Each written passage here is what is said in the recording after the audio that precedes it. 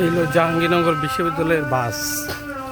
পিছনে হিন্দু লোগো আছে, কিন্তু আসলে বাসটা সম্পূর্ণ 1G না, এটা করে লিলেন বাস।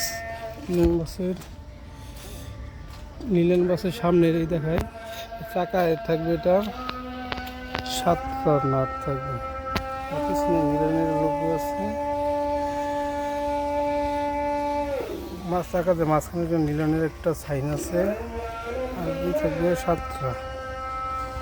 এর সামনেটা সেমই একই নিলেন বাস। সামনের লোক হিনো 1G, 1G